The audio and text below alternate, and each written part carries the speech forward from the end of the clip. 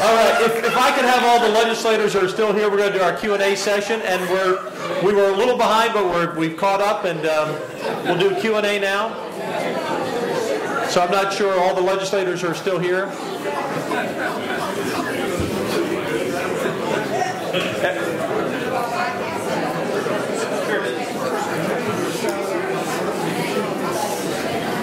Caleb will walk around with the mic and we'll take some questions. As you can see, you know, we've done 2.5 hours and we've just skimmed the surface. But our goal today was to give you a sense of how complicated the legislative process can be, how difficult it is to pass legislation the opposition opposes, the key issues in our state, spending, education, health care, reform to Medicaid, that this is the opportunity in this session and the next to change the way we finance everything we do in the state. Our state demographers tell us we're going to be 50 million people in another 30 years, double the size of the state of Texas. We'll pick up almost 170,000 new school students in the next 2 years. So the decisions that will be made in this session and next session and the following session, the next 3 sessions, but particularly this and the next, will set the standard of what Texas will be in the future. And when I speak, I always remind groups that the world is not a safe and stable place unless America is strong. And America is not strong unless Texas is strong. We can't count on California. We don't want to. It's up to Texas. And we're going to need your help working together to make these tough decisions. Let's open it up for Q&A. If you'll, when you stand up, why don't you say where you're from also to give us a feel of where you're from and fire away. Yes, sir. Jeff Cantoff from Austin, Texas. My pet thing is... If you would let the microphone so we can record it for the future. My pet thing is the 10th Amendment. And I don't understand why the state of Texas can't truly assert its 10th Amendment privilege. One of the things that I think that would be a good way to do it would be to stop sending money to the federal government. Have the state legislature pass a law to stop sending money to the federal government. I think that's the way to give it teeth. But, you know, one issue on that is, as a general rule, it's not really the states sending money to the federal government. It's the individual taxpayers sending money to the federal government. So how about as a state we get the IRS out of I'd personally like to get them out of my life. Next question. Next question. How about just, yes, sir, we'll go here and we'll just go around. Joanne, we'll come back to your row in a second. I actually have 2 things, if you'll allow me that. The first one is, I think the entire... And your name and where are you from? John Bentley from Clear Lake Tea Party, League City, Texas. My first question is, I think the entire legislative process of the United States and of the state of Texas is a 200-year-old water buffalo that needs to be sent to the slaughterhouse and made at glue. Now, my question is, how can we as a Tea Party, as the citizens and constituents of the state of Texas, go about petitioning the governor and the legislative to form a committee to change that process by the next session so that we have something that is streamlined and slick and that works for the people of Texas? Who wants to take that? Dan Flynn. You started by being involved, but let me tell you about the process was designed to make it very difficult to pass a bill. We talked about 12,000 bills, including resolutions, what have you, that were filed in the last legislative session. Only about half of those ever make it through the committee process. And the good news is only about half of those ever get out of the committee process, and the real good news is only about half of those ever make it to the floor. And the governor signed 1,800 bills? Yeah, about 15 to 1,800 bills. So the design to slow it down and make it difficult to pass laws, I like. I think that's good. I get frustrated when my bill doesn't get through the system sometimes. But I mean, that's part of it. And you just have to live with that. And so I don't think we have a bad system of how we operate.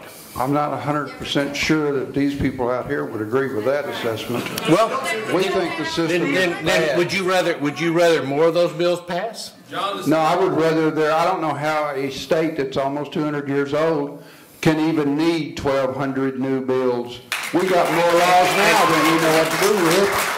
And I would. John, let me give you a quick answer, because I think we all agree, but let me just share reality. Let's just take the issue of immigration. Every member up here has been asked by constituents in their districts to file a bill on this issue. And if a member doesn't, sometimes people in the district say, well, you must not believe in that, you didn't file a bill. Even though that member might be happy to say, well, I don't need to because Dan filed it, it reflects back on, quite frankly, how an elected official is seen in their district. Well, you must not really care about that. You didn't file a bill on that. So part of those bills, is duplication. The second part is you have lots of people that come to you. You saw those slides up there as a senator. A senator represents 811,000 people now in the new Senate, bigger than a congressional district. Do you know how many people that I have coming to me? Good groups. They may be, the contractors in the district. They may be nursing schools in the district. They may be a variety of people in all walks of life. Mechanics may come to me who have auto shop, and they come to me. They're citizens. They deserve to have their right. It's pretty hard for a legislator to say, sorry, I'm not interested in filing your bill. So part of it is the reality of being a big state that represents a lot of people, and a lot of it is duplication. And that's just to be very honest with you, to be very clear. Guys, anyone want to comment on that? Dan, I'd like to. Yes. To just kind of wrap that up a little bit, I concur. I know that it's a burdensome process, but as a lawmaker myself, quite frankly, I feel like that the most important job that I have as far as passing or killing bills is to kill bad bills. We can live a long time without a good bill, but when we've got a bad bill that passes, it takes an eternity to get that thing gone. And so this process was intended to be difficult so that bad bills couldn't slide through. Now the fact is, some do.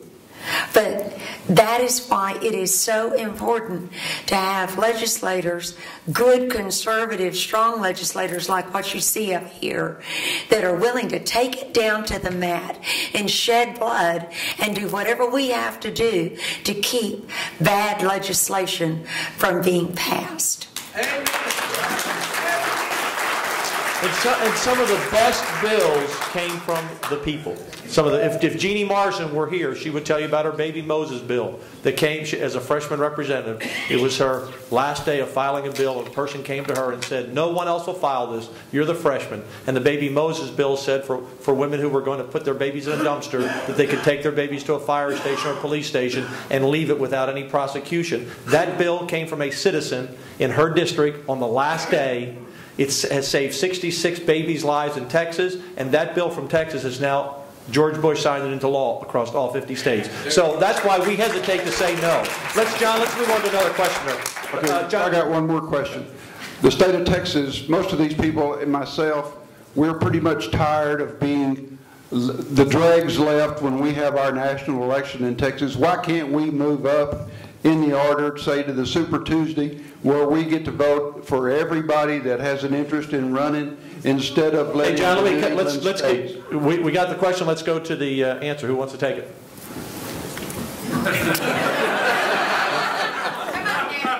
There's a lot of talk about doing that, and I haven't heard what the latest is on it, but I know that a lot of us felt left out last time. Although, as it turned out, we thought we were getting left out of Super Tuesday last time. Super Tuesday didn't settle it, and Texas kind of ended up being the settling spot. So, yeah, I don't disagree with you a bit. I mean, I'm fine with that.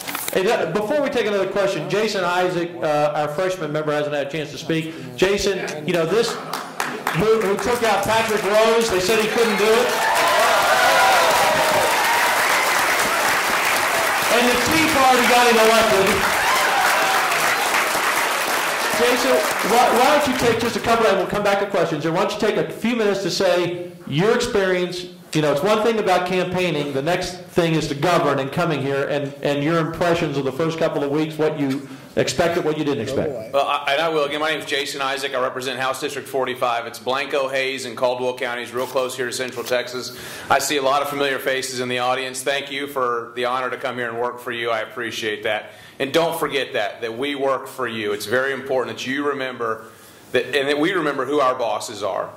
And again, I really do appreciate the opportunity here to address the question in the front row about the way things have been going for the last 200 years. We're 32 days in now. We've got 108 days left to go. I would like to see us get to work a little bit quicker so that we can make more progress for this state. Yes, we're going to have thousands and thousands of bills that we deal with this session. Some of them are to get rid of bad regulations. Right. So to get rid of some bad things that have been put in place in the past. So I look forward to that. Constitutionally, we're limited. We can't hear any bills. We can't vote on any bills in the first 60 days unless the governor declares it an emergency. So we've got 3 of those now. Hopefully we'll get to address those before 60 days, and then we'll get to vote on the stuff that we're pulling out of committees. But thank you all for being here. I appreciate it very much. Good to be here. Okay, next question over here.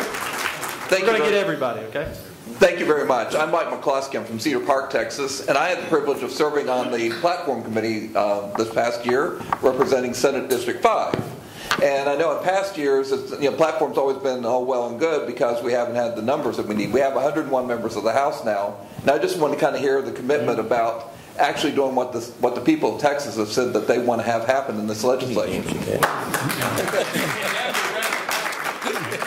Yeah, I had the honor of serving with you as the platform chairman in this past Republican platform committee, and it was charged upon me by the platform to present to SREC, to the state chairman, a report card on the 48 different items that we put in the platform for the first time that were specific legislative agenda.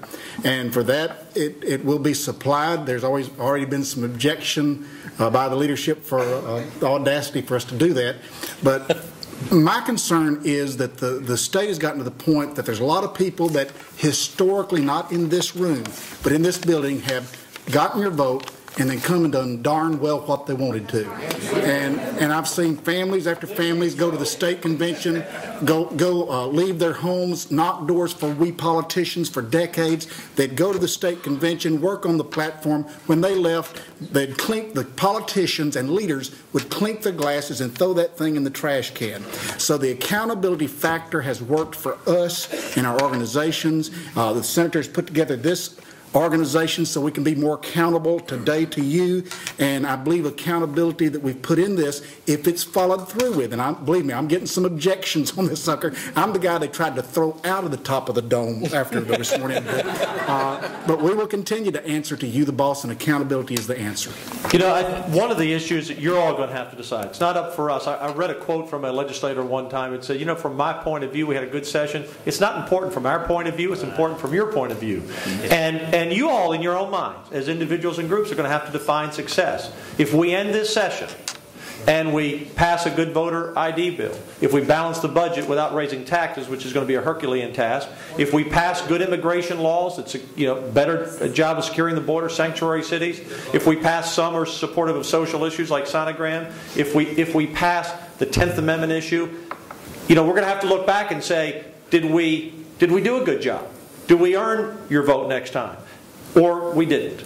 And will every person be pleased in the legislature or in the populace? Every Tea Party group? Maybe not on 100% of issues, but our job is to be successful in your eyes, not in our eyes. You're going to have to determine that as we move forward. But I will tell you, the reason they have 101 members in the House, and the reason most of these issues that we support, is because you all have been loud and clear that you demand no less. Yeah. All right?